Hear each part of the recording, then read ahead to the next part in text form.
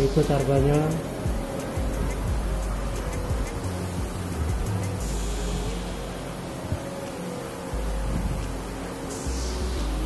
Ya, tambah dia beginilah.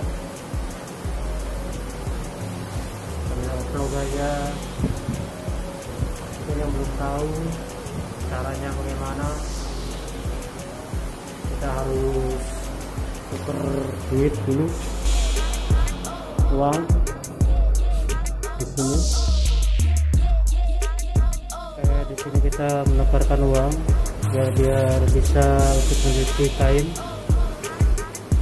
Ringgit, tekan, ambil koin,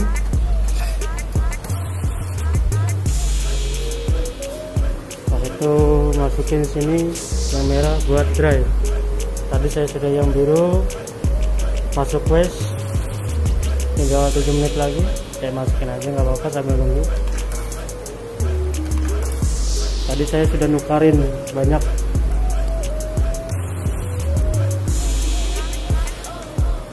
Ya, 3 ringgit lagi. Dry ini 4 ringgit pengeringnya ya.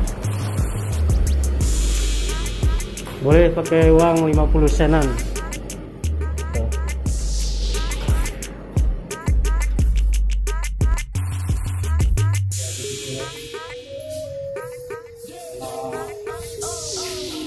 Malas mau nyuci,